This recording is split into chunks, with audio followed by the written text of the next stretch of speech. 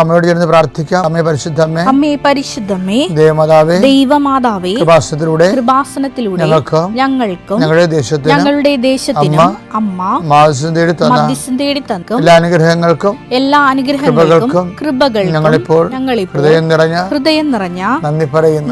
അമ്മേ പരിശുദ്ധമ്മേ, അമ്മേ പരിശുദ്ധമേ, ദൈവമാതാവേ, 2004 ഡിസംബർ 7 ഉച്ചകഴിഞ്ഞ് 2:30 കൃപാസനത്തിൽ സംഭവിച്ച അമ്മയുടെ പ്രത്യക്ഷപ്പെടലിനെ കുറിച്ച് തിരുസഭയ്ക്ക് സമർപ്പിച്ചിരിക്കുന്ന പഠനരേഖകളുടെ സഭാത്മകമായ പഠനം ആരംഭിക്കുവാൻ ഞങ്ങൾ പ്രാർത്ഥിക്കുന്നു.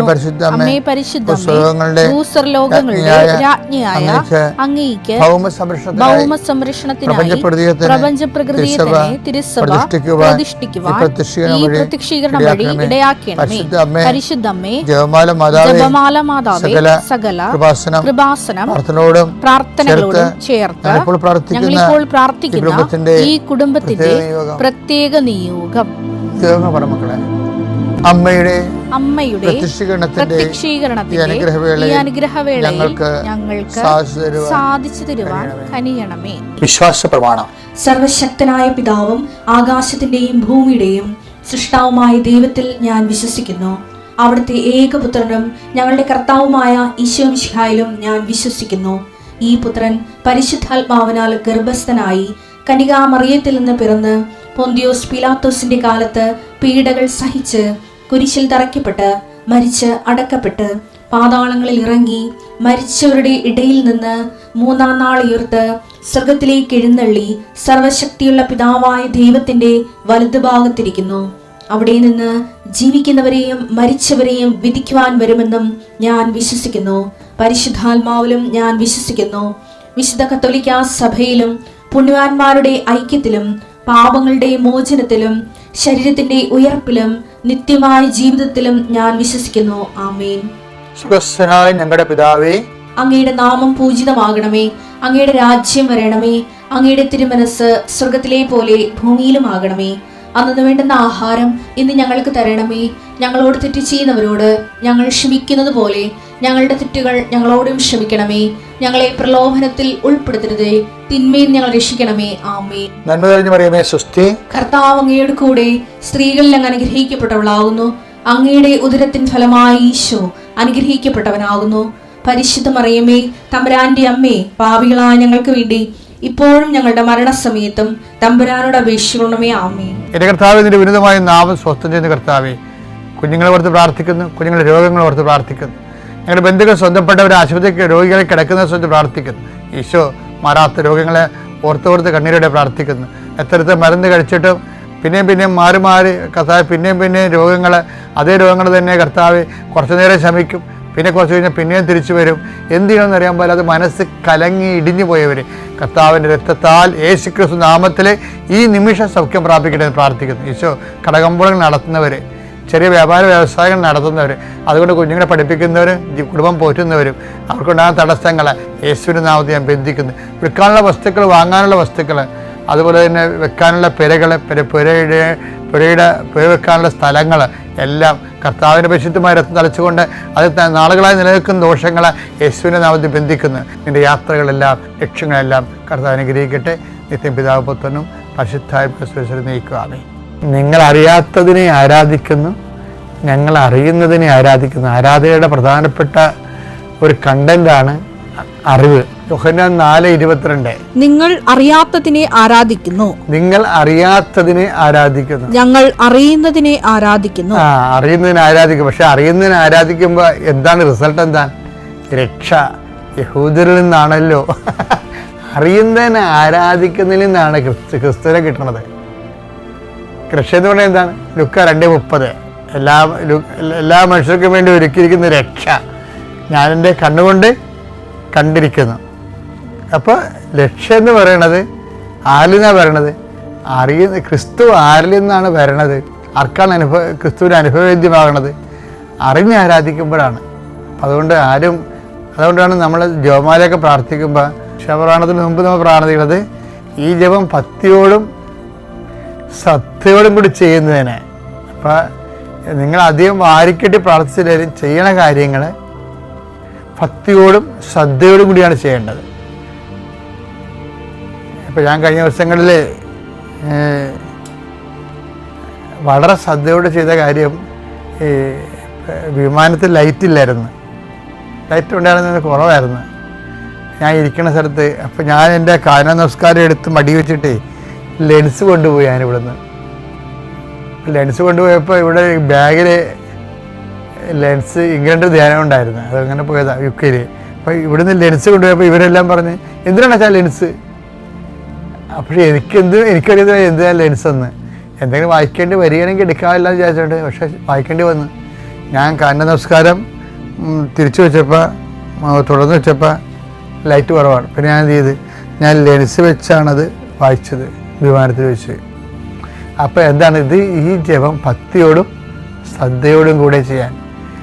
അപ്പോൾ പ്രാർത്ഥനയിലുള്ള വിഷയം അത് അത് അത് അത്രയും സൂക്ഷ്മത നമ്മുടെ എല്ലാ പ്രാർത്ഥനയ്ക്കും നിങ്ങൾ കൊടുക്കണം. കാരണം ദൈവതിരുസന്നിധിയിൽ നമ്മൾ പ്രാർത്ഥിച്ച് പണി മേടിക്കുന്ന ആൾക്കാരുടെ എണ്ണമാണ് കൂടുതൽ. കാര്യം ഇവർ ദൈവതിരുസന്നിധിയിലാണ് ഇരിക്കുന്നത്, എന്നിട്ട് ഇവർ പട്ടിയുടെ കാര്യം, പൂച്ചയുടെ കാര്യവും, അത്താഴത്തിൻ്റെ കാര്യവും മറ്റു കാര്യങ്ങളൊക്കെ ചിന്തിച്ചുകൊണ്ടിരുന്ന് ആപ്പടെ പ്രാർത്ഥിച്ച് പണി മേടിക്കും. അപ്പം നിങ്ങൾ ഓർക്കും പ്രാർത്ഥിക്കാതിരിക്കുന്നതല്ല പ്രാർത്ഥിച്ച് പണി മേടിക്കണേക്കാൾ നല്ലതെന്ന്. അതിനെക്കുറിച്ച് ഞാനൊന്നും പറയണില്ല, അത് കോമൺ സെൻസ് ഉള്ളവർ അങ്ങനെ ചോദിക്കത്തില്ല.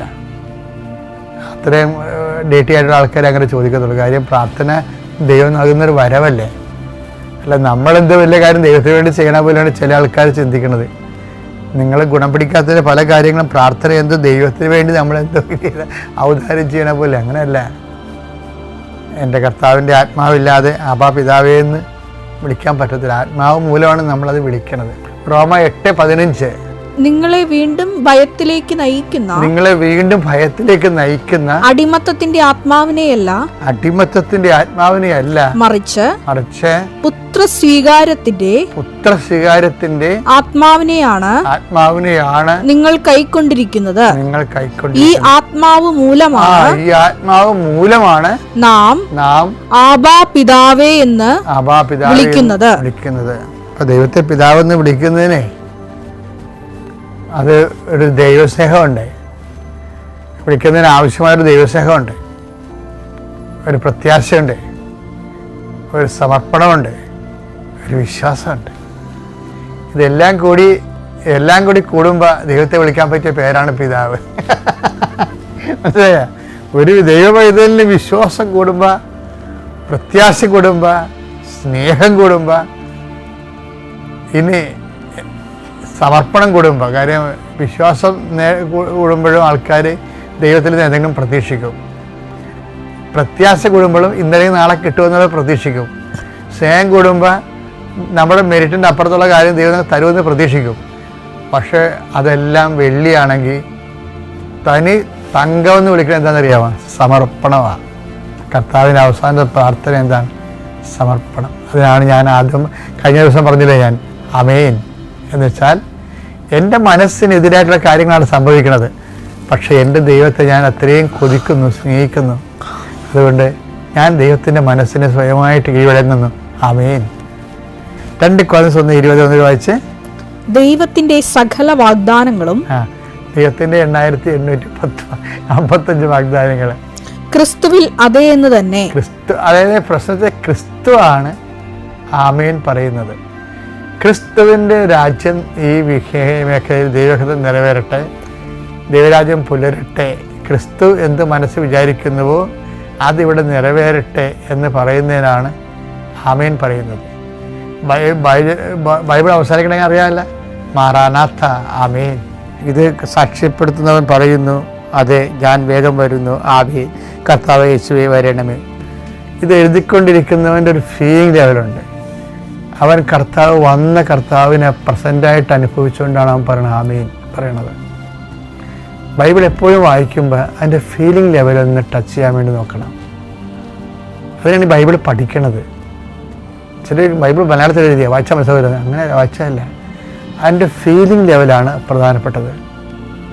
ഇപ്പോൾ പറഞ്ഞില്ലേ, കർത്താവേ വരണമേ എന്ന് പറയുമ്പോൾ അയാളിത് അവസാനിപ്പിക്കുകയും വെളിപ്പാട് യോഹന്നാനിലൂടെ ഒഫീഷ്യലായിട്ട് അവസാനിക്കുകയും എല്ലാവർക്കും വേണ്ടി, രക്ഷിക്കപ്പെട്ട എല്ലാ ജനങ്ങൾക്കും വേണ്ടി ഈ അപ്പോസ്തലൻ പ്രാർത്ഥിക്കലാണ്. മാറാനാത്ത, ഞങ്ങൾ കൊതിയോടെ കാത്തിരിക്കുന്ന കർത്താവേ വരണമേ. ആമേൻ. നമുക്ക് അനാവശ്യമായ ഒരു വേവലാതിയുടെയും ഒരു ആവശ്യമില്ല. നിങ്ങൾ ജീവിക്കുന്ന കർത്താവിൻ്റെ മുമ്പിലാണ് നിൽക്കുന്നത്. ഒരു ബന്ധവും സ്വന്തവും ഇല്ലെങ്കിലും കർത്താവ് ആ മനുഷ്യനെ ഒരു ബന്ധമില്ലാത്ത, അതായത് മെജോ ഇവിടെ വന്നപ്പോൾ സാക്ഷ്യം പറഞ്ഞപ്പോൾ പറയണേ, ഞാനിതെല്ലാം സുഖപ്പെട്ട് മിടുക്കനായി കർത്താവ് എന്നെ ഉടമ്പടി ചെയ്യിക്കാൻ വേണ്ടി ഇവിടെ വന്നപ്പോൾ സന്ദർഭവശാൽ എനിക്ക് വേണ്ടി 10 ലക്ഷം രൂപ എൻ്റെ ആങ്ങളേണെന്നും പറഞ്ഞ് രജിസ്റ്റർ ചെയ്ത നേഴ്സോട് നിൽപ്പുണ്ടായിരുന്നെന്ന്. അതല്ല പ്രശ്നം. അപ്പം ഞാൻ ചോദിച്ചു എന്താ വന്നെന്ന് ചോദിച്ചേ. അപ്പോൾ പറഞ്ഞ് മക്കളില്ല, 10 വർഷമായെന്ന്. അപ്പം മെജോ പറഞ്ഞ് എൻ്റെ ഉടമ്പടി നേഴ്സിൻ്റെ കാര്യം കൂടി ഞാൻ എഴുതിക്കൊള്ളാം എന്ന് പറഞ്ഞു. അവർക്കിപ്പോൾ ഒരു കൊച്ചുണ്ട്. അപ്പം നിങ്ങൾ ദൈവ പൈതലാവുക. അപ്പം ദൈവം നിങ്ങൾ നയിച്ചുകൊണ്ടിരിക്കാം. നിങ്ങൾ ദൈവ പൈതൽ, ആ തീരുമാനം എടുക്കുക. ഇപ്പം ലോകത്തിൻ്റെ പൈതലാണെങ്കിൽ ദൈവ പൈതലാകാൻ തീരുമാനം എടുക്കുക. ദൈവത്തിനെക്കുറിച്ച് ചിന്തിക്കുക, എപ്പോഴും ദൈവത്തിന് വേണ്ടി ജീവിക്കുക, ദൈവത്തിന് വേണ്ടി പ്രേക്ഷിത വേല ചെയ്യുക, ദൈവത്തിന് വേണ്ടി ജാതിയും മതവും നോക്കാതെ എല്ലാ സങ്കടക്കാരെയും ചേർത്ത് വെക്കുക. ആ ദൈവത്തിന് വേണ്ടിയാണെന്ന് ഈശോയോട് പറയുക. അങ്ങനെ ആത്മബന്ധത്തിൽ ഈശോയിൽ വളരുക. ശ്രദ്ധിക്കട്ടെ.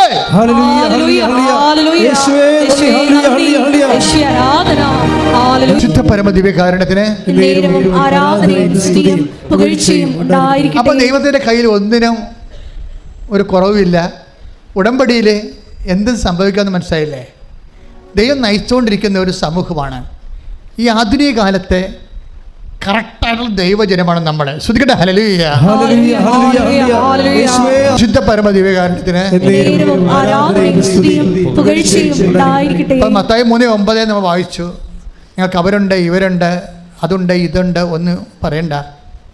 ഞങ്ങൾക്ക് നമ്മുടെ ഇല്ലായ്മകൾ പറയാനാണ് പരിശുദ്ധ അമ്മ ഇവിടെ നിങ്ങളെ കാത്തിരിക്കുന്നത്. അല്ല, ഉണ്ടെന്ന് പറയാനില്ല. ആധ്യാത്മിക ജീവിതത്തിൽ ഉണ്ടെന്ന് പറയണത് നെഗറ്റീവ് ഇഫക്റ്റും ഇല്ലെന്ന് പറയണത് പോസിറ്റീവ് ഇഫക്റ്റുമാണ്. ഞങ്ങൾക്ക് എബ്രാഹത്തിൻ്റെ സന്തതി, ഞങ്ങൾക്ക് പിതാവ് എബ്രാഹം ഉണ്ട് എന്ന് പറയുമ്പോൾ അവർ റിജക്റ്റ് ആയപ്പെടുകയും അവർക്ക് വീഞ്ഞില്ല എന്ന് പറയുമ്പോൾ അവർ അനുഗ്രഹിക്കപ്പെടുകയും ചെയ്യുന്ന ദൈവത്തിൻ്റെ ഒരു മനസ്സിൻ്റെ ഒരു ആവിഷ്കാരമാണ് ഉടമ്പടി. ശ്രദ്ധിക്കട്ടെ. ഹല്ലേലൂയ.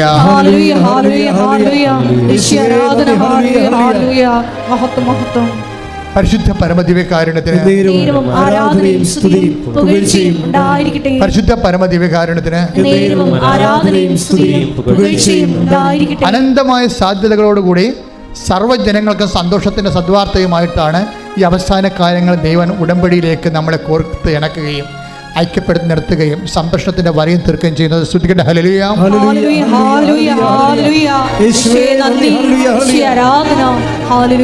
പരിശുദ്ധ പരമദിവ്യകാരുണ്യത്തിന്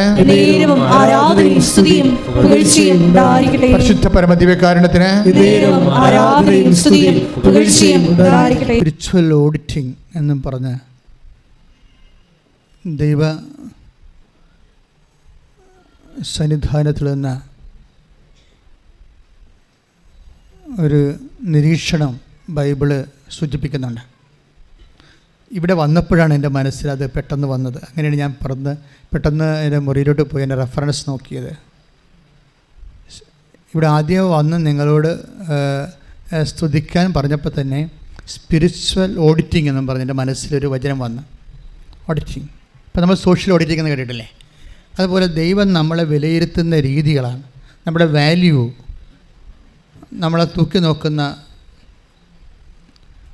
രീതികൾ ബൈബിളിൽ ഉടനീളമുണ്ട്. അതിലൊന്നാണ് സ്പിരിച്വൽ ഓഡിറ്റിംഗ്. അതായത് ഇപ്പം നമ്മൾ ഉടമ്പടി ചെയ്തിരിക്കുന്നവരാണ്, അല്ലെങ്കിൽ ചെയ്യാൻ പോകുന്നവരാണ്, അല്ലെ പുതുക്കിയവരാണ്. അപ്പോൾ ഉടമ്പടി ചെയ്യുമ്പോഴും പുതുക്കാൻ പോകുമ്പോഴും ഒക്കെ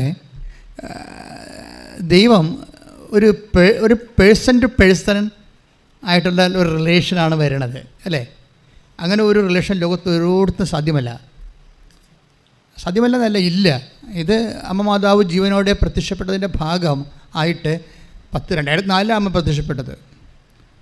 അതിൻ്റെ ഭാഗമായിട്ട് ഞങ്ങൾക്കിതിനെക്കുറിച്ചൊരു വല്ലാത്ത ഒരു ഇതെങ്ങനെയാണ് പ്രൊമോട്ട് ചെയ്യേണ്ടത് അറിയത്തില്ലായിരുന്നു.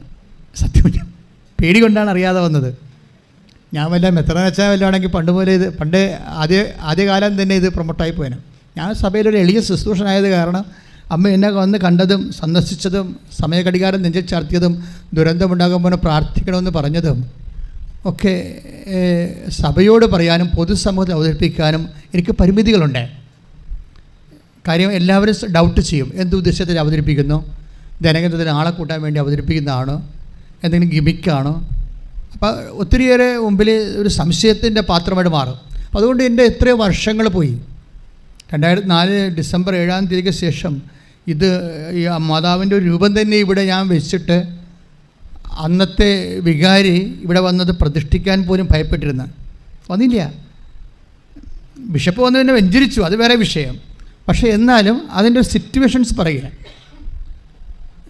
അതിനുള്ള ധൈര്യം കിട്ടിയില്ല. അത് കൂടുതൽ ഇഷ്യൂസ് ഉണ്ടാക്കുമോ എന്ന് വിചാരിച്ചുകൊണ്ട് ഞാൻ മിണ്ടാതെ നടന്നു. ഞങ്ങളിവിടെ എപ്പോഴും ഞാൻ സാക്ഷ്യം പറയും. ഇവിടെ ജനങ്ങളുടെ അന്നത്തെ ഇവിടുത്തെ വലിയ ധ്യാനം മരിയൻ തപസ്സായിരുന്നു. മരിയൻ തപസ് 5 ദിവസത്തെ ധ്യാനമാണ്. 2004 ആരംഭിച്ചതാണ്. അമ്മ പ്രത്യക്ഷപ്പെട്ടത് ഡിസംബറിൽ ഒക്ടോബറിൽ ആണ് ധ്യാനമുള്ളത്. അപ്പോൾ അന്നത്തെ ധ്യാനത്തിൻ്റെ പേര് സ്റ്റിരിഗ്മ എന്നാണ്. സ്റ്റിരിഗ്മ എന്ന് പറയുന്നത് 2003 തുടങ്ങിയ ഒരു ധ്യാനമാണ്. സ്റ്റിരിഗ്മ എന്ന് പറയുന്നത് അപ്പോസ്തല സ്ഥിരീകരണ ധ്യാനമാണ്. ആ ധ്യാനം കഴിഞ്ഞ് പുറത്തിറങ്ങി 10, 12 പേര് 20 പേർക്ക് ധ്യാനം കൊടുക്കത്തുള്ളൂ. അത് പുറത്തിറങ്ങി കഴിഞ്ഞാൽ അവർ അപ്പോസ്തല ശുശ്രൂഷ ചെയ്യണം. ഇന്നിപ്പോൾ നിങ്ങൾ ചെയ്യണില്ലേ? അതിനേക്കാൾ കഠിനമായ ശുശ്രൂഷ. കർത്താവിനെ അറിയാത്തവരെ അറിയിക്കണം, അറിഞ്ഞവരെ ആഴപ്പെടുത്തണം. അപ്പോൾ ഈ ധ്യാനം കഴിഞ്ഞ് പുറത്തിറങ്ങിയിട്ട് ആൾക്കാർ നാട്ടിലൊക്കെ എല്ലാ വീടുകളിലും പോകുമായിരുന്നു. പോയിട്ട് യേശുവിനെക്കുറിച്ച് സംസാരിക്കുമായിരുന്നു. നിങ്ങൾ പത്രം കൊടുക്കുക മാത്രമല്ല ചെയ്യുന്നുള്ളത്. പണ്ടങ്ങനെ അല്ലായിരുന്നു ഇവിടെ ചെയ്തുകൊണ്ടിരുന്നത്. ഇവിടെ എല്ലാ വീടുകളും ജാതിയും മതവും നോക്കാതെ എല്ലാ വീട്ടിലും കയറി ഇറങ്ങിയിട്ടില്ല യേശുവിനെക്കുറിച്ച് അവർ സംസാരിക്കും. അതൊരു ധൈര്യമാണ്. അത് സ്റ്റിരിഗ്മാധ്യാനമെന്ന് പറയും. ആ സ്റ്റിരിഗ്മാധ്യാനത്തിൻ്റെ അവസാനമാണ് അത് അമ്മ പ്രത്യക്ഷപ്പെടുന്നതും പിന്നീട് മരിയൻ ആ തപസ്സായി ധ്യാനം തുടങ്ങണത്. അത് 16 വരെ തുടങ്ങി. 2016 വരെ ഇവിടെ മരിയൻ തപസ് ഉണ്ടായിരുന്നു. ഇന്നിപ്പോൾ ആൾക്കാർ ചോദിക്കുക, വെച്ചാൽ പഴയ മരിയൻ തപസ് തുടങ്ങണില്ലേ? അപ്പോൾ എനിക്കൊരു മെസ്സേജ് ആയിട്ടില്ല. മെസ്സേജ് ആയി കഴിഞ്ഞാൽ തുടങ്ങും. ഇപ്പോൾ ഇവിടെ തന്നെ നമുക്ക് ശുശ്രൂഷകൾ എല്ലാ ദിവസവും ഇത്രയും ആളുണ്ടല്ലോ. അപ്പോൾ നമുക്ക് എവിടെയാണ് ഏത് ദിവസമാണ് മരിയൻ തപസ് ഇവിടെ തുടങ്ങാൻ പറ്റുക എന്ന് അറിയത്തില്ല. തുടങ്ങാനുള്ള സ്ഥലവും ഇല്ല. ഇപ്പം മുഴുവനും എല്ലാവരും ഉടമ്പടി ചെയ്യുന്നവരെ കൊണ്ട് നിറഞ്ഞില്ലേ. ഇനി പുതിയൊരു ധ്യാന കേന്ദ്രം നമുക്ക് തുടങ്ങുമ്പോൾ മാത്രമേ അവിടെ മരിയൻ തപസ് തുടങ്ങാൻ പറ്റത്തുള്ളൂ. എന്താ പ്രശ്നം വെച്ച് കഴിഞ്ഞാൽ നമ്മൾ ഒരു വിഷയം ഇപ്പം നിങ്ങൾ 90 ദിവസം കൊണ്ട് തന്നെ ആത്മാർത്ഥമായി ഉടമ്പടി ഇൻവെസ്റ്റ് ചെയ്യുന്നവർ സത്യസന്ധരായ സുവിശേഷ പ്രവർത്തകരും ദൈവത്തോട് ഐക്യമുള്ളവരായിട്ട് മാറും. ചിലർ മാത്രമേ ഇങ്ങനെ അവരുടെ വിഷയത്തിൽ ഓറിയൻറ്റ് ചെയ്ത് ആ വിഷയത്തിന് മൂവ്മെൻറ്റ്സ് ഉണ്ടായതിന് ശേഷം ഞങ്ങൾ ദൈവത്തിൻ്റെ വേല ചെയ്യുക എന്നൊക്കെ പറഞ്ഞ് ദൈവവുമായിട്ടൊരു തട്ടുമുട്ടി നടക്കുന്നുള്ളൂ. പക്ഷേ എനിക്ക് തോന്നുന്നത് അവരും കുറച്ച് കഴിയുമ്പോൾ ശരിയായിക്കോളും. അവർ പുതുക്കി കഴിയുമ്പോൾ അവർ ശരിയാവും. അവർക്ക് അറിയത്തില്ലല്ലോ. അവരിങ്ങനെ ഓരോരുത്തർ പറഞ്ഞതിന് ശേഷം കേട്ട് വന്ന് ഉടപടിച്ചിട്ടില്ലേ. അപ്പോൾ അതുകൊണ്ട് അവർക്ക് അതിനെക്കുറിച്ച് ഉടപടിയെക്കുറിച്ച് കറക്റ്റ് അറിയത്തില്ല. കാര്യം വെച്ചാൽ ഇതൊരു person to person bilateral agreement അല്ലേ. നമുക്ക് അങ്ങനെ നമ്മുടെ ജീവിതത്തിൽ ഒരു അവസരം കിട്ടിയിട്ടില്ലല്ലോ. ഈ 2000 വർഷം സഭ ഇങ്ങോട്ട് മുന്നോട്ട് പോകുമ്പോഴും ഒരു വ്യക്തിക്ക് ദൈവമെന്ന ഒരു വ്യക്തിയുമായിട്ട് പേഴ്സണലായിട്ട് ഇൻട്രാക്ട് ചെയ്യാനുള്ള, അതേസമയം തന്നെ ദൈവത്തോട് ഉടമ്പടി പ്രകാരം ജീവിക്കുകയല്ലേ. ഇന്ന് കവനൻ്റൽ ലൈഫല്ലേ. അത് നിങ്ങൾക്കറിയണമെങ്കിൽ സാക്ഷ്യത്തിൻ്റെ നിലവാരം കേൾക്കുമ്പോൾ അറിയാം. എല്ലാം ഹൈ പ്രൊഫൈലുള്ള ആൾക്കാർ വന്ന് സാക്ഷ്യം പറയുമ്പോൾ അവരെത്ര കൃത്യമായിട്ടാണ് ഉടമ്പടി പ്ലേസ്മെൻറ്റ് നടത്തുന്നതെന്ന് മനസ്സിലാവും. ചിലർ മാത്രമേ ഒരു പ്രാർത്ഥനയായിട്ടൊക്കെ അത് മാറ്റുന്നുള്ളൂ. അവർക്ക് അറിയത്തില്ല. അവരെ പുതുക്കി കഴിയുമ്പോൾ അവർക്ക് മനസ്സിലാവും പ്രാർത്ഥനയും കൊണ്ട് മാത്രം ഇരുന്ന ഉടമ്പടി വർക്കൗട്ട് ചെയ്യത്തില്ല, ഉടമ്പടി വിരിയത്തില്ലെന്നറിയാം. നിങ്ങളെ പ്രത്യക്ഷീകരണ പ്രാർത്ഥന മാത്രം ചൊല്ലിക്കൊണ്ടിരുന്ന ഉടമ്പടി വിരിയത്തില്ല. കാര്യം എന്താണ്? അത് ചെയ്യുന്ന പദ്ധതിയാണ്. ഇപ്പം ചെയ്യുന്ന പദ്ധതിക്ക് പക്ഷേ അതിനുള്ള ഇന്ധനം നമുക്കുണ്ടാവണം. അതാണ് ഞാൻ സ്പിരിച്വൽ ഓഡിറ്റിംഗ് എന്ന് പറഞ്ഞത്. ഞാൻ ഇവിടെ വന്നപ്പോൾ തന്നെ ഈശോ പറഞ്ഞു സ്പിരിച്വൽ ഓഡിറ്റിംഗ്. അപ്പോൾ അതെന്താണെന്ന് എനിക്ക് അറിയത്തില്ല. സോഷ്യൽ ഓഡിറ്റിംഗ് എനിക്കറിയാം. അപ്പോഴേ എൻ്റെ മനസ്സിൽ വന്നത്, നിങ്ങളെ എനിക്കറിയാം, നിങ്ങളിൽ ദൈവസ്നേഹമില്ല. അതാണ് നിങ്ങളെക്കുറിച്ച് കിട്ടിയ ഫസ്റ്റ് മെസ്സേജ്. അതാണ് ഞാൻ പുറത്തേക്ക് പോയിട്ട് ആ മെസ്സേജ് എടുത്തത്. 5:42 ആ മെസ്സേജ് ഉള്ളത്. യോഹന്നാന്റെ സുവിശേഷം 5:42. സ്തുതിക്കട്ടെ. ഹല്ലേലൂയ ഹല്ലേലൂയ ഹല്ലേലൂയ ഹല്ലേലൂയ ഹല്ലേലൂയ യേശുവേ നന്ദി യേശുവേ സ്തുതി. ഹല്ലേലൂയ ഹല്ലേലൂയ ഹല്ലേലൂയ ഹല്ലേലൂയ ഹല്ലേലൂയ ഹല്ലേലൂയ. യോഹന്നാൻ 5:42. യോഹന്നാൻ 5:42. എനിക്ക് നിങ്ങളെ അറിയാം. കേട്ടെ, എനിക്ക് നിങ്ങളെ അറിയാം. എനിക്ക് നിങ്ങളെ അറിയാം, നിങ്ങളിൽ ദൈവസ്നേഹമില്ല. ബേസിക് ആയിട്ടുള്ള ദൈവ അസസ്മെൻ്റ് അതാണ്. Basic assessment. ഉടമ്പടിയിലേക്ക് നമ്മൾ വരുമ്പോഴും ഇനി എക്സോർ വഴി നിങ്ങൾ കേവലമായിട്ട് നിന്നാൽ പോലും ഈ ബേസിക് അസസ്മെൻറ്റിന് അഡ്രസ്സ് ചെയ്യേണ്ടി വരും നമ്മൾ. This is a very serious fact, serious challenge. അതായത് ഈ ബേസിക് അസസ്മെൻറ്റിനെ നമ്മൾ അഡ്രസ്സ് ചെയ്യണതാണ് സ്പിരിച്വൽ ലൈഫിലെ സീരിയസ് ചാലഞ്ച്. ബേസിക് അസസ്മെൻറ്റ് എന്താണ്? ദൈവത്തിന് നമ്മളെക്കുറിച്ച് ഒരു അറിവുണ്ട്. എന്താണ്? I know you, you have no love of God. അത് അങ്ങനെ ഒരു അസസ്മെൻറ്റ് വന്നാൽ ഉടമ്പടി വർക്ക് ചെയ്യാൻ പാടായിരിക്കും. അങ്ങനെ ഒരു അസസ്മെൻറ്റ്, ദൈവത്തിന് നിങ്ങളെക്കുറിച്ച് അങ്ങനെ ഒരു വിലയിരുത്തൽ വന്നാൽ ഉടമ്പടി മൂവ് ചെയ്യും. പക്ഷേ ഈ കൊട്ടിഘോഷിക്കുന്ന സ്പീഡ് ഉണ്ടാകത്തില്ല, കൊട്ടിഘോഷിക്കുന്ന സ്പീഡ് ഉണ്ടാകത്തില്ല. വന്ദേഭാരതിനൊക്കെ ട്രെയിൻ വന്നപ്പോൾ ഭയങ്കര കൊട്ടിഘോഷിക്കില്ല, അവിടെ സ്പീഡ് നമ്മുടെ പാളത്തെ കൂടിയല്ല സാധനം ഓടുന്നത്, വേറെ പുതിയ പാളമൊന്നുമില്ലല്ലോ. അതുപോലെ നിങ്ങൾക്ക് ദൈവസ്നേഹം കുറഞ്ഞാൽ ഉടമ്പടിക്ക് സ്പീഡ് കുറയും. ഒന്ന് പ്രാർത്ഥിച്ച മക്കളെ. കർത്താവായ ദൈവമേ, എന്നിൽ ദൈവസ്നേഹം നിറയാൻ എന്നെ അഭിഷേകം ചെയ്യണം. പരിശുദ്ധ അമ്മേ, ദൈവമാതാവേ, അമ്മയിലുണ്ടായിരുന്ന അതേ ദൈവസ്നേഹത്താൽ എന്നെ അഭിഷേകം ചെയ്യണം. ശ്രുതികട്ടെ ഹല്ലേലൂയ. ഓരോരുത്തരിലും ഈശോയെ ദൈവസ്നേഹം എന്ന പുണ്യ പരിശുദ്ധ പരമ ദിവ്യകാരുണ്യത്തിന് ആരാധനയും സ്തുതിയും പുകഴ്ചയും ഉണ്ടായിരിക്കട്ടെ. ഈ സ്പിരിച്വൽ അസസ്മെൻറ്റിലെ ആദ്യത്തെ റെഫറൻസ് ദൈവസ്നേഹമാണ്. അതെന്താ പ്രശ്നം വെച്ച് കഴിഞ്ഞാൽ, ഇപ്പം നമ്മൾ ഉടമ്പടി ചെയ്തിരിക്കുന്നു, നമ്മൾ ജോലിക്ക് വേണ്ടി ചെയ്യുന്ന ഉടമ്പടി അല്ലേ, അതുപോലെ തന്നെ നമ്മൾ രോഗസൗഖ്യത്തിന് വേണ്ടി ഉടമ്പടി ചെയ്യുന്നവരുണ്ട്, ആധ്യാത്മിക വളർച്ചയ്ക്ക് വേണ്ടി ഉടമ്പടി ചെയ്യുന്നവരുണ്ട്. പക്ഷേ അങ്ങനെ ചെയ്യുമ്പോഴും അതിൻ്റെ എല്ലാത്തിൻ്റെ ബേസിക്സ് എന്ന് പറയുന്നത് ഈ അസസ്മെൻറ്റാണ്. എല്ലാത്തിൻ്റെ ബേസിക് ഫസ്റ്റ് എന്താണ്? നമ്മൾ ദൈവസ്നേഹത്തിൻ്റെ ഗ്രേഡ് ഉണ്ടാകണം. രണ്ടാമത് നമ്മുടെ കപ്പാസിറ്റി എന്താണെന്ന് ദൈവം ചോദിക്കും. രണ്ടാമത് what is your capacity?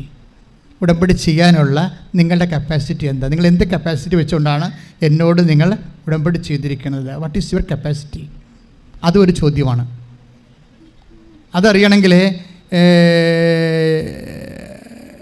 Mathai ശ്ലീഹയുടെ സുവിശേഷം 9:28 വായിച്ചാൽ മനസ്സിലാവും. മത്തായി ശ്ലീഹ 9:28. സ്തുതിക്കട്ടെ. ഹല്ലേലൂയ, ഹല്ലേലൂയ, ഹല്ലേലൂയ, ഹല്ലേലൂയ, ഹല്ലേലൂയ. യേശുവേ നന്ദി, യേശുവേ സ്തുതി. ഹല്ലേലൂയ, ഹല്ലേലൂയ, ഹല്ലേലൂയ, ഹല്ലേലൂയ. 9:28. അവൻ ഭവനത്തിലെത്തിയപ്പോൾ ആ അന്ധന്മാർ അവൻ്റെ സമീപം ചെന്നു. യേശു അവരോട് ചോദിച്ചു, എനിക്ക് ഇത് ചെയ്യാൻ കഴിയുമെന്ന് നിങ്ങൾ വിശ്വസിക്കുന്നുവോ? Praise the Lord. ഇപ്പോൾ സെക്കൻഡ് വിഷയം കണ്ടാവും. ആദ്യം ദൈവസ്നേഹമാണ് നമ്മൾ ചർച്ച ചെയ്തത്. പിന്നീട് വരണത് എനിക്ക് ഇപ്പോൾ അന്ധന്മാരെ യേശുവിൻ്റെ കൂടെ, ഇപ്പോൾ യേശു യഹൂദ പ്രമാണിയുടെ വീട്ടിലോട്ട് പോകുന്ന വഴിക്ക് നടന്ന സംഭവമാണ്. വഴി കണ്ട അന്ധന്മാരൊക്കെ യേശുവിൻ്റെ പുറകെ ഓടി വന്ന് അവർ വീട്ടിൽ കയറുന്ന അന്ധന്മാർ യേശുവിനെ തടസ്സം നിന്നിട്ട് ചോദിച്ചു, ഞങ്ങൾക്ക് കാഴ്ച ലഭിക്കണമെന്ന് പറഞ്ഞു. അപ്പോൾ കർത്താവ് ചോദിക്കുന്നത്, വാട്ട് ഈസ് യുവർ കപ്പാസിറ്റി? നിങ്ങൾ ഉടമ്പടിയിൽ പറഞ്ഞിരിക്കുന്നത് ജോലി ലഭിക്കണം ഇല്ലേ? അതാണ് സംഭവം. അന്ധന്മാർ അതുപോലെ പറയണം, എനിക്ക് കാഴ്ച ലഭിക്കണമെന്നാണ് പറഞ്ഞിരിക്കുന്നത്. നമ്മൾ ജോലി ലഭിക്കണം, വീട് ലഭിക്കണം. ഇപ്പോൾ കഴിഞ്ഞ ദിവസം ഒരു ചേച്ചി സാക്ഷ്യം പറഞ്ഞത് 24 വർഷമായിട്ട് അവർക്ക് വീടുമില്ല, സ്ഥലവുമില്ല. 24 വർഷമായിട്ട് അവർക്ക് വീടുമില്ല, സ്ഥലവുമില്ല. എൻ്റെ മക്കളെപ്പോഴും മനസ്സിലാക്കേണ്ട കാര്യം, 24 ദിവസത്തിനുള്ളിലേ ഇവർക്ക് ഉടമ്പടിയോടുകൂടി വീട് സ്ഥലം ലഭിക്കുന്നുണ്ട്. ഞെട്ടിപ്പോവും. ആറ്ററമ്പിലെ പാലായിലെ ആറ്ററമ്പിൽ പുറമ്പോക്കി താമസിക്കുന്ന ആളാണ്. 24 വർഷമാണ് അവർക്ക് വീടില്ലാത്തത്, ഒരു 4 നൂറ്റാണ്ട്. പക്ഷെ ഉടമ്പടി എടുത്തപ്പോൾ 24 ദിവസത്തിനുള്ളിൽ അവർക്ക് സ്ഥലമായിട്ട് വെറും ഒരാഴ്ചക്കുള്ളിൽ വീടായി. ഇതൊക്കെ എല്ലാം ദൈവത്തിൻ്റെ കയ്യിലുണ്ട്. നിങ്ങൾ ഓർക്കും അങ്ങനെ ഓരോരോ രീതികളിൽ നമുക്ക് കിട്ടാനുള്ള സാധ്യത ഉണ്ടെങ്കിലാണ് മെറ്റീരിയൽ പോസിബിലിറ്റി ആൻഡ് പൊട്ടൻസി. നിങ്ങളുടെയൊക്കെ എപ്പോഴും ലോജിക്ക് റീസൺസ് വർക്ക് ചെയ്യണം മെറ്റീരിയൽ പോസിബിലിറ്റി ആൻഡ് പൊട്ടൻസിയിലാണ്. ഇത് ഉടമ്പടി ബാധകമല്ല. മെറ്റീരിയൽ പോസിബിലിറ്റി ആൻഡ് പൊട്ടൻസി എന്ന് പറഞ്ഞാൽ എന്താണെന്നറിയാമോ? അതായത് കിട്ടാനുള്ള സാധ്യതയുണ്ടോ മെറ്റീരിയലായിട്ട്, ഭൗതിക സാധ്യത ഉണ്ടെങ്കിൽ സ്വാഭാവികമായിട്ട് ദൈവം കൂടി ഒന്ന് മുട്ടിക്കൊടുക്കണമെന്നുണ്ടെങ്കിൽ നമുക്ക് കിട്ടുമെന്നുള്ള ഭൗതിക സാധ്യത ഇല്ല. കാര്യം എന്താ വേണ്ടത്? വീടും വേണം, സ്ഥലവും വേണം, വീടും വേണം. 24 ഭൗതിക സാധ്യത ഇല്ലെന്ന് പറയുമ്പോൾ നിങ്ങൾക്ക് അത് നിസ്സാര കാര്യം. നിങ്ങൾക്ക് ജോലിയുണ്ടല്ലോ, ജോലിയുള്ളവർക്ക് ലോൺ എടുക്കാൻ എന്ത് വേണമെങ്കിലും ലോൺ കിട്ടുമല്ലോ. വീടും കിട്ടും, ജോലി, കാറും കിട്ടും, എല്ലാം ജോലി കിട്ടും. അതുപോലെ അങ്ങനെ ചിന്തിക്കാൻ ഇവർക്ക് പറ്റത്തില്ല. 24 കൊല്ലം ചിന്തിച്ചില്ലേ അവർ? അതിലെ ചിന്തിക്കണ്ടേ? 24 കൊല്ലം അവർ ജീവിച്ച ആറ്ററമ്പിൽ പൊന്മാനെ പോലെ ജീവിക്കുക. അപ്പോൾ എന്തെങ്കിലും കഴിവോ സാധ്യതയോ ഭൗതികമായ സാഹചര്യമോ ഉണ്ടെങ്കിൽ അവർക്ക് കിട്ടേണ്ടതായിരുന്നു. മാനുഷികമായ സാഹചര്യം ഇല്ലെന്ന് വ്യക്തമല്ലേ? മാനുഷിക സാഹചര്യം ഇല്ലാത്ത മാനുഷിക സാഹചര്യം മീൻസ് 0 പോസിബിലിറ്റിയിലാണ് അവർ. ഒരു വ്യക്തി 0 പോസിബിലിറ്റിയിലാണെന്ന് വിചാരിച്ചോ, പക്ഷേ അത് ഉടമ്പടി എടുക്കുമ്പോഴേ അവകാശിയായി മാറും. ഫോർ ക്രിസ്ത്യൻസ് ഞങ്ങൾ മാമോദിസ സ്വീകരിക്കുമ്പോൾ മാമോദിസ ഒരു കവനൻ്റാണ് ശരിക്കും പറഞ്ഞാൽ. അത് കൂദാശയാണ്, സക്രമെൻറ്റ്. അപ്പോൾ അതിൻ്റെ അകത്ത് പറഞ്ഞാൽ ഞങ്ങളെ ക്രൈസ്തവരും, അതായത് മാമോദിസ സ്വീകരിക്കണ മാമോദിസ കൂദാശ എന്താണൊരു വ്യക്തി, അവരെ ദൈവത്തിൻ്റെ മക്കളാക്കി തീർക്കുന്നു, മോക്ഷരാജ്യത്തിൻ്റെ അവകാശികൾ. ഈശോ നേടിയെടുത്ത നിത്യജീവനിൽ അവകാശം ലഭിക്കാൻ വേണ്ടിയാണ് ഈ മാമോദിസ സ്വീകരിക്കുന്നത്. അപ്പോൾ ആ കൂദാശയിലൂടെ ഒരു അവകാശമാണ് നമുക്ക് ലഭിക്കുന്നത്. ഉടമ്പടിയിലൂടെ ഒരു അവകാശമല്ല, എത്ര അവകാശങ്ങളാണ് ലഭിക്കുന്നത്. ഈ സ്ത്രീക്ക് വല്ല അവകാശമുണ്ട്? 24 കൊല്ലം ജീവിച്ചിട്ടും അവർക്കൊരു വീടുണ്ടാക്കാനോ അല്ലെങ്കിൽ ആ സ്ഥലം സ്വന്തം പേരിലാക്കാനോ അവർക്ക് കഴിഞ്ഞില്ല. അതാണ് അവരുടെ ഭൗതിക സാഹചര്യം. അതാണ് ദൈവവേദനേ, ഞാൻ നിന്നോട് സംസാരിക്കണത് ദൈവം നിന്നോട് സംസാരിക്കണതാണ്. എന്താ കാരണം? നിൻ്റെ സാഹചര്യം 0 ആണെന്ന് വിചാരിച്ചോ? നീ വിചാരിക്കണത് നീ എന്തുകൊണ്ടാണ് ഒരു റിലേ ചെയ്യാത്തതിൻ്റെ കാരണം നിനക്ക് രക്ഷപ്പെടാനുള്ള ഭൗതിക സാഹചര്യം നിൻ്റെ മുമ്പിൽ കാണാത്ത കൊണ്ടാണ്. എങ്ങനെ കടം മേടിക്കാനില്ല വെച്ചാ, ലോൺ എടുക്കാനില്ല വെച്ചാ എന്നൊക്കെ നിങ്ങൾ പറയും. പക്ഷേ ഇത് 0 സാഹചര്യമാണ്, 0 സാധ്യത. 0 സാധ്യത എന്നുകൊണ്ടാണ് പല ആൾക്കാരും ഉടമ്പടി ചെയ്യണത്. എന്താണ് ഉടമ്പടിയുടെ സാധ്യത? ദൈവമാണ്. കൈ അടിച്ച് കർത്താൻ ഞങ്ങൾക്ക് അനന്ത സാധ്യതകൾ തുറന്നു തരുന്ന അവിടുത്തെ സ്നേഹത്തിന് നന്ദി പറയുന്നു. പരമദിവ്യകാരുണ്യത്തിന് ആരാധനയും സ്തുതിയും പുകഴ്ചയും ഉണ്ടായിരിക്കട്ടെ. എൻ്റെ പ്രിയപ്പെട്ടവരെ, ഉടമ്പടിയുടെ പശ്ചാത്തലത്തിൽ നമ്മൾ ആ വചനം ഒന്നുകൂടി പരിശോധിക്കുകയാണ്. മത്തായിയുടെ സുവിശേഷം 9:28. സ്തുതിക്കട്ടെ. ഹല്ലേലൂയ ഹല്ലേലൂയ ഹല്ലേലൂയ ഹല്ലേലൂയ. മത്തായി 9:28. അവൻ ഭവനത്തിലെത്തിയപ്പോൾ ആ അന്ധന്മാർ അവന്റെ സമീപം ചെന്നു. ഓക്കെ, ഏറ്റു പറഞ്ഞേ. അവൻ ഭവനത്തിലെത്തിയപ്പോൾ അന്ധന്മാർ അവന്റെ സമീപം ചെന്നു. യേശു അവരോട് ചോദിച്ചു, എനിക്ക് ഇത് ചെയ്യാൻ കഴിയുമെന്ന് നിങ്ങൾ വിശ്വസിക്കുന്നുവോ? ഉവ്വ് കർത്താവേ എന്നവർ മറുപടി പറഞ്ഞു. അതായത് ഞാനത് എംഫസിസ് ചെയ്യാൻ എവിടെയാണെന്ന് അറിയാവോ? ഇതിൽ ഇപ്പം എനിക്ക് യേശു അന്ധന്മാരോട് ചോദിക്കുന്നൊരു ചോദ്യമാണ്. അന്ധന്മാരാകാം, ജോലി ഇല്ലാത്തവരാകാം, പ്രൊമോഷന് വേണ്ടി പരിശ്രമിക്കുന്നവരാകാം, വീടില്ലാത്തവരാകാം, സ്ഥലമില്ലാത്തവരാകാം, വിവാഹം ഒത്തുവരാത്തവരാകാം, മക്കളില്ലാത്തവരാകാം. എന്താണ് ഇങ്ങനെയുള്ളവരോട് യേശു ചോദിക്കുന്നൊരു ക്വസ്റ്റ്യൻ ഉണ്ട്. എന്താണ്? എനിക്കിത് ചെയ്തു തരാൻ കഴിയുമെന്ന് നിങ്ങൾ വിശ്വസിക്കുന്നുവോ? ക്ലിയർ അല്ലേ? പക്ഷേ ആ ചോദ്യത്തിൻ്റെ ഒന്ന് തിരിച്ചിട്ടാൽ മനസ്സിലാകുന്ന ഒരു സത്യമുണ്ട്. എന്താണ്? What capacity you have to ask me such kind of questions. മനസ്സിലായ? നിനക്ക് എൻ്റെ അടുത്ത് വരാൻ എന്താണ് യോഗ്യത?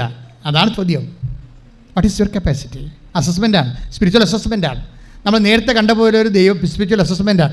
ആധ്യാത്മികമായ ഒരു കണക്കെടുപ്പ്, ആത്മീയമായ കണക്കെടുപ്പ്. ഒരു ഉടമ്പടി എടുക്കുന്ന വ്യക്തി ഒരു ആധ്യാത്മികമായ കണക്കെടുപ്പിന് തയ്യാറായിരിക്കണം. കർത്താവിൻ്റെ ഇപ്പോൾ 5:47 എന്താ ചോദിച്ചിരിക്കുന്നത്? എനിക്കിത് ചെയ്തു തരാൻ കഴിയുമെന്ന് നിങ്ങൾ വിശ്വസിക്കുന്നു. അതിൻ്റെ അർത്ഥം എന്താണ്? നിങ്ങൾക്ക് എന്ത് കപ്പാസിറ്റിയാണ് എന്നോടിത് ചോദിക്കാൻ? അതാണ്. ക്ലിയർ അല്ലേ? നിങ്ങൾക്ക് ഇപ്പോൾ നിങ്ങൾ വീട് ചോദിച്ചു, ജോലി ചോദിച്ചു, അല്ലെങ്കിൽ IELTS വിജയം ചോദിച്ചു, സ്കോർ ചോദിച്ചു. What capacity you have to ask me such kind of questions. അതാണ് സംഭവം. അപ്പോൾ കപ്പാസിറ്റി എന്താണെന്ന് പറയാൻ നമ്മൾ ബാധ്യസ്ഥരാണ്. ക്ലിയറാണ്? നിങ്ങൾക്ക് എന്ത് കപ്പാസിറ്റിയാണ് എന്നോടിത് ചോദിക്കാനുള്ളത്? 6 കാര്യം നിങ്ങൾ ഉടമ്പടി എഴുതിയിട്ടുണ്ടല്ലോ. അത് എന്നോട് ചോദിക്കാൻ നിങ്ങൾക്ക് എന്താണ് കപ്പാസിറ്റി എന്ന് ചോദിച്ചാൽ നിങ്ങൾ എന്ത് പറയും? വിശ്വാസമാണെന്ന് ഇവിടെ നമുക്ക് വ്യക്തമാണ് അല്ലേ? അന്ധന്മാരെന്താ പറഞ്ഞത്? ഞങ്ങൾക്കത് ചെയ്തു തരാൻ കഴിയുമെന്ന് ഞങ്ങൾ വിശ്വസിക്കുന്നു. പക്ഷെ വേദപുസ്തകത്തിനൊരു പരിപാടിയുണ്ട്.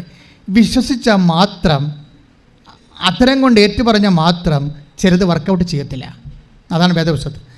ഇപ്പം നിങ്ങളെല്ലാവരും വിശ്വസിക്കുന്നവർ, വിശ്വസിക്കാൻ വേണ്ടി മടിക്കാച്ചു മുടക്കി വരത്തില്ലല്ലോ അല്ലേ? വെളുപ്പിനെ 4 മണിക്കൊക്കെ പോകുന്ന ആൾക്കാരില്ലേ? വിശ്വസിക്കാത്ത വല്ലവരും വരുമോ? പക്ഷെ ചില കാര്യം വിശ്വാസം കൊണ്ട് വർക്ക് ചെയ്യത്തില്ല. എന്ത് വേണം? പിന്നെ പ്രവൃത്തി കൂടി വേണം.